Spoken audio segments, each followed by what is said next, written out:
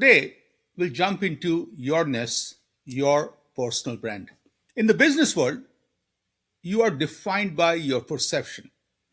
Your perception is your absolute reality. It really doesn't matter what you do, but what matters is the perception of what you do.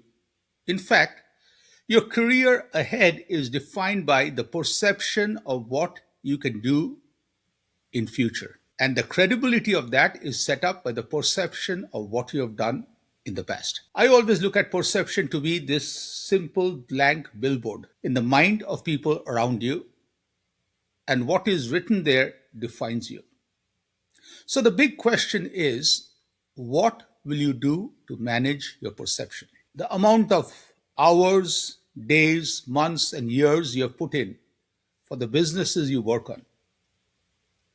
How much time have you put on your personal brand managing your perception? Let me take you to a situation that you and I face quite often. You just walked into this amazing networking event when somebody reaches out, shakes your hand, and tells you, what do you do? That's not an easy question to answer if you're not ready. So many of us fumble at this question. I did too. Till I went to a conference just to listen to people talk, and I learned two things. Number one, people give us approximately 15 seconds, which means it translates to no more than 30 to 40 words. In those 30 to 40 words, if you do not create a connection, people mentally tune off. They're polite. But at the end of the conversation, and you take 5 minutes to describe what you do, the person may tell you, hey, let's go for those appetizers. They stop listening after the first 15 seconds. And then when I started listening to people who are successful in communicating, I realized they only tell three things in those 15 seconds, 30 to 40 words. They talk about what they do, for whom, and the impact they have made. They never get into how and why till the person shows interest in the conversation. So here's an example. Based on this learning, if I walked into a customer loyalty conference, I will introduce myself as Arjun Sen. 30 years of impact in driving customer loyalty for brands, and I'll pick three brands, one a national, a regional, and a local brand, delivering at least 4% sales increase every year. Then I pause like a gymnast, sticking the landing. Any brand is defined by brand uniqueness. And for individual brands, uniqueness connecting to impact, because only past impact is a proof for future impact you can make. And remember, your valuation is based on future impact. So this translates to what is it that only you can offer that nobody else can do. Arriving at this core of Yourness, your personal brand, is the journey. I want to make it very simple for you. Yourness is not something you have to create. It's something that is already there in your core. You have to embrace that, stop running from it. It's not easy to look deep and see that superpower you already have. It's what is left when the masks come off, the noises fade, and you decide that you are done pretending. It's where the fist pump comes out and you see the value you bring, and that smile, the fist pump, is your Yourness. Here are 6 steps to discovering and living Yourness. The first step is discover to see. Before you move forward, you have to look backward. Before you chase what's next, pause. See what success have been following you for your entire life. Clarity begins with honest reflections. Look at patterns as they reveal purpose in your life. Celebrate the scars because they hold deep learning. Reflect on what problems people naturally come to you for. People will not come to you if they do not find you to be a credible source of a solution. That's the signal. That's the proof of your credibility. To those individuals, you are their influencer. Then draw your line. This part is very important. As you start going through, you must decide what your brand is not. What will you walk away from even if it costs you money, applause, comfort? If you don't know your negotiables, you don't have a brand. Here's an example. I was working with a senior VP of a Fortune 100 company. His career was going amazing, but for the last 1 year, he felt that he had somehow plateaued. He was frustrated. So we dissected his resume and we realized that he thrives in projects which take 4 to 6 months. And anytime he takes a long term initiative, he just slows down. I saw the pattern over and over again and I had a smile. I told him, "You are one of the top 100-meter runners in the planet. The moment we put you in a marathon, it doesn't work. You need to run 100 meters." The smile on his face told me we connected. And what he did was magical. Going forward, he primarily chose short term projects. And even if he got a long term project, he broke it into 3 to 6 month milestones, micro projects, which means even if he was given a marathon, he ran those in 100-meter sprints, taking a little break, another 100 meters, and that's the way it was. His career blossomed and he was back in winning ways. See, we didn't find anything new. The answer to his super success in future was hidden in his past, the pattern in the past, and that is the reason you have to start with discover to see. Number two, lock in your lane. Choose your lane, not your audience. Because personal brand, Yourness, is about you. If you try to start pleasing every member of every audience, very soon there's no brand. You become the brand that is the crowd pleaser with no authenticity. Stand in it. Stay there when it gets lonely. You don't need anyone, you need your people. This part is very, very important because in the branding world, you cannot be a brand for everyone. The same way, stop trying to be there for everyone, as that's the way you become forgettable. Your brand doesn't grow when more people clap, it grows when the wrong people leave. Let them go with kindness and love. This concept of lane has been very important in my world. So many times I get tempted to drive on 2 lanes, 3 lanes, 4 lanes. It's kind of cool. But what I've learned the hard way is reaffirm your non negotiables and let them guide to what to say yes to and what to absolutely deliberately decline. That deliberate decline is very important. Sometimes in life we find it difficult to say no, but that's the time I try to connect to a bigger yes to myself, and that allows for the deliberate decline. Now, here's an example. A good friend of mine, a super IT leader. One time we were sitting and I asked him the question, so if I were to describe you to somebody in a different industry, what would be some buzzwords or phrases? He thought for a while and he said, "Arjun, I'm proud to be an IT project leader who's a business leader, has strong management skills, leadership skills, and foresight." I got it. But it felt like a very broad highway.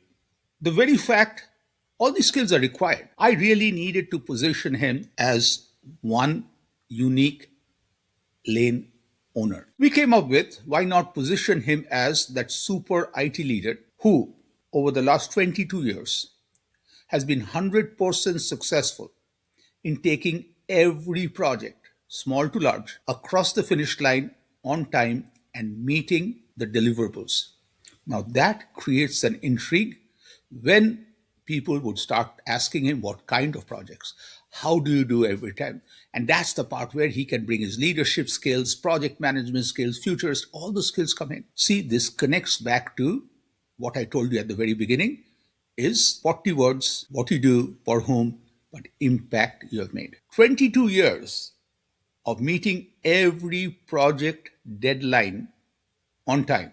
Now that is a lifetime MVP worthy one-of-one status. Number three, believe and celebrate. When you see yourself clearly and feel that quiet pride, you've found your brand. Finding your brand is very important because till you lock that moment in your mind forever, it does not work. So many times brand chase without seeing the brand inside. I have been guilty of this myself. It took me a while to see and accept and be proud of what I bring. Because till I accepted, why will others accept? The same way, if you're not proud of who you are and your brand, don't expect others to be excited about you. Confidence isn't loud. Confidence isn't arrogance.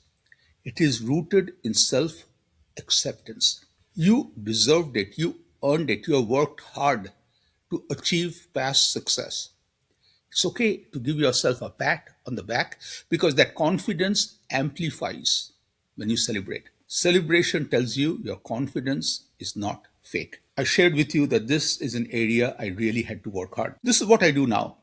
Every time I present a proposal to a client, I practice it on Zoom. I record myself and then I review it. Seeing myself perform is the best way to believe and build credibility. There are times I do not feel convinced by my sales pitch. I have a very simple rule now. I will only present to a client after I'm proud of my preparation and ready to hire myself.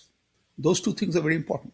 I'm ready to hire myself, but that comes from the pride in the preparation. If I'm not ready to hire myself, why should anybody else hire me?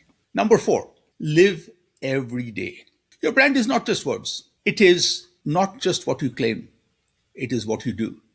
It's the daily actions which create consistent expectations. Yourness today for you is built on your past actions through your behavior, your choices, your follow through, how you reach out, how you touch the heart of everybody else, how you make people feel without you, they wouldn't have achieved what they did. That consistency of impact is how trust is earned. Trust is not a gift. You earned it. And that's the reason celebration is very important. That smile on your face has to come out because you earned it. And that puts you at a different level. Once you own your Yourness brand, living every day means how you show up when nobody is watching. What people come to you consistently without you promoting the brand. Consistency is not always glamorous. It's what builds trust and everything else. It's a very deep connection, not a superficial connection. Here's an example. Working with some of the top leaders, I realized the best proof of leadership is how leaders live, not what they tell others to do. The best leaders do not simply talk, they walk the talk, and that's what matters. One of the super CEOs I've been fortunate to work with came to every meeting prepared with an agenda, discussion items, key decisions to be made. He made sure that the right people were in the meeting.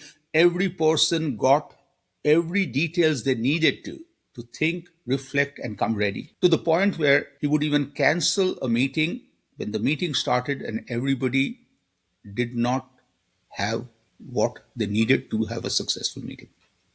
Wow. His practice influenced us all. We saw the difference between preparation and no preparation. And not only did he have amazing meetings, he incorporated that in rest of our lives, and rest of us learned how to go forward and have better meetings. Number 5, share what matters. Don't just tell people what you did. That does not connect. Go beyond the what and share with them the so what and the now what. So what is telling them why it mattered, what you learned, the impact you had. It's a reflection. That tells everyone that you are more than the past accomplishment. You have brought learnings from the success and the failure to the present. And that's the reason you're worth more today than yesterday. But then you lean forward a little bit and you talk to people of now what. Now what is, with all the learnings, the past success and the failures, what can I do for you? How can I partner with you to amplify your success that only I have with the learning, the experience, the wisdom? Now that is a true value proposition. You can start seeing credibility in me, authenticity in me that only I bring to you. And that's the power of sharing. What? Past So what I have with me, now what I can do for you. A good example is our resume. Most of us use our resume to be a chronological rehash of everywhere we have been and what we have done. Then, what we do every few years, we push the resume, we squeeze it down and add a few more lines. The fonts get smaller, a few lines from the lowest, earliest part of our career gets removed. But we do not talk about what we learned. We do not talk about what we impacted. And of course, we do not go into the now what. Just think, what is the role of a resume? A resume is a simple document that really starts a conversation. Its only purpose is to get you a face to face, maybe a phone conversation or in person conversation, something like that. That's all it is. It's here to open a door. In the professional world, if you just draw parallel to dating, the resume's role is to get you an actual date where you can see if there's a connection. That's all it is. So why not break the whole pattern? Look at the purpose of the resume and use the resume just to get to the next level. Do the what, so what, now what. Fewer things, risk it. Remember, just like every person is not your target, the same way you're not for every person. Share what matters. And finally, number 6, keep evolving. Keep learning. Keep investing in yourself. One of the top athletes in the world taught me, if you don't keep investing, you only go back to that one moment of glory from 8 years back that you relive. Life is boring. He taught me that live the life that the best is always ahead.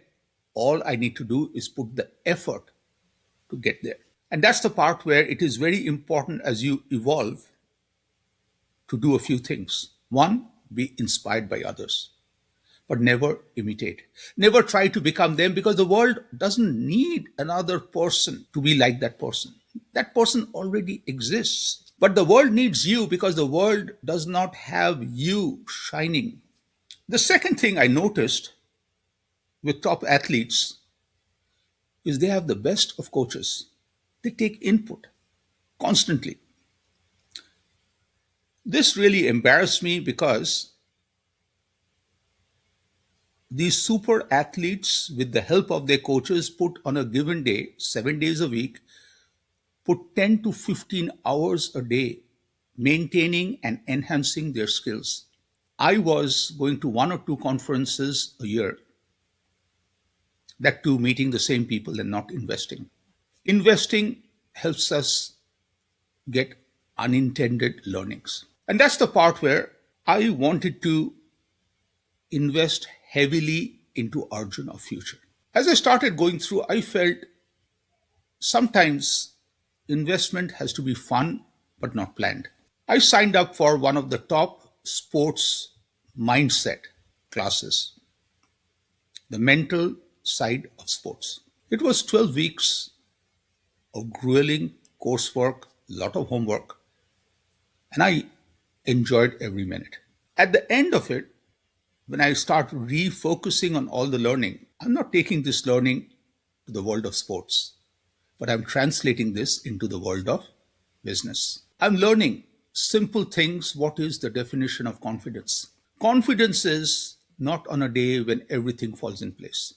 Confidence is a day when, even though things are not going at all well, you still see yourself as what you're capable of.